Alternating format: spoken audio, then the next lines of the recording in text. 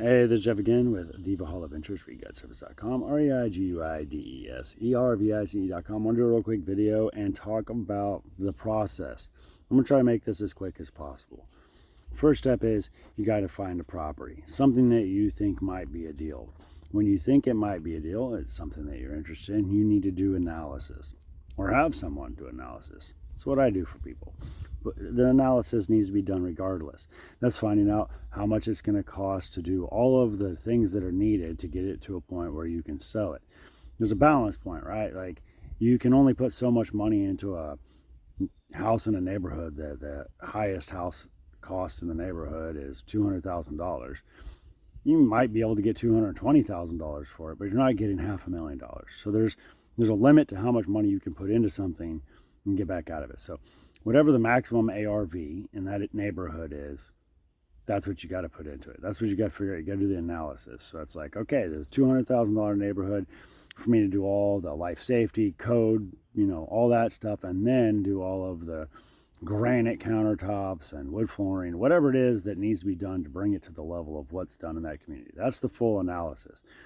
What you can sell it for and what it's going to take to get it to that point. There's a lot of details within that, but that's basically what the analysis is. Okay, then once you do that, you got to make the offer based on your analysis. Make sure that you're making that offer on the numbers that actually work.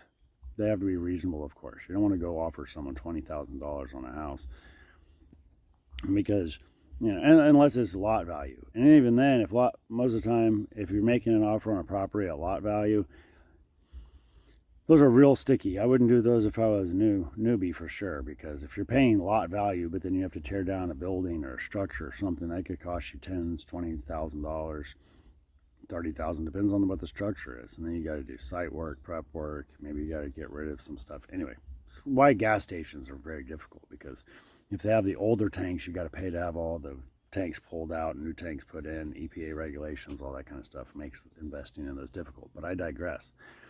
Once you figure out the value, figure out what the repair costs are going to be, you make your offer. Usually it's going to be 65% of ARV minus repairs. That's why you need those numbers for the analysis. So if the total ARV of the property is $100,000, it would be $65,000 offer unless it needed $10,000 worth of work to get it to that perfect point, and then you would offer them $55,000. So then once that offer is made and accepted, you need to get a contract. In Texas, we use a standard TREC agreement. There's lots of people that'll tell you to use some other sort of agreement, but I have found that if you want a legal document that is going to hold up in court, you should probably try to use one that contains the same information that everybody else is using and not some creative thing that gives you special benefits in some way. So standard TREC agreement is a good way to go here in Texas. I'm sure there's other ways, other places. Once you get that contract, you're going to put it's called an earnest money contract. Go put everything up, go through title, and then you need to figure out how to get the money. There's lots of ways you can get money. You can do a traditional loan, you can do a standard mortgage, you can pay cash and then refinance, which is one of the only ways that you can write off the interest. There's lots of different ways that you can go about it. Private money, hard money. Hard money is just non-recourse. Hard money means that you don't have to put up your credit. It means that you're not going to be personally liable if the deal goes to dookie, because they're basically loaning based on the significance and the value of the deal, and that they know it's such a good deal that if they have to take it back, that they won't lose. Then you have to hire contractors. That's a team of people, not just one person, but a team of people that can come in and have specialized trades that will come in. Not just a handyman that has a bunch of dudes that can kind of do some stuff and they all show up in the same Isuzu Trooper, but an actual contractor that can have a team of people. Now you can do it yourself too, DIY, nothing wrong with that, but just know that you're not making that money as an investor anymore. You're making that money now as a contractor, a trade. All the money that you save from not paying trades is not money you are earning as an investor. It's money you are getting paid as a trade. Anyway, then once the property's all fixed up to the level that you said you were going to fix it up to in order to meet the ARV of the community, you then turn around and list that property. Little hint, something I like to do. I like to put a booklet together at the end of every project, something that shows all the receipts and all of the warranty paperwork so that they can then have the warranties to ceiling fans and light fixtures and garbage disposals. All of that stuff will be in their name, and now they have that 5-10 year warranty, whatever it is that product came with, and they don't have to call me to get any of that information because it's right there. Before, during, and after pictures, so they can see that I replaced all the rot. That kind of stuff really helps when it comes to selling a property. Anyway, you sell that property.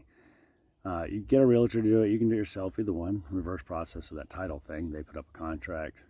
They put up the earnest money. Go to title. Go to closing. Now, when you're done with that, you can take all of that money, put it right in your bank account, and at the end of the year, pay a bunch of taxes on it. Or you can get with a CPA or some other professional in that business, which I am not, and have them set up like an IRA account, so that then you can take that money and turn it on and invest it in real estate again and not have to pay that 30-40% in taxes that you would have to pay if it went into your bank account. You have 100% of that because you haven't realized the gains. You haven't taken possession of the money because the money went into an IRA account, something you weren't personally touching, but you personally can tell the IRA where to invest the next chunk of money as long as you do it within a certain time frame and blah, blah, blah rules. Check with your professional. I am not a professional in that area.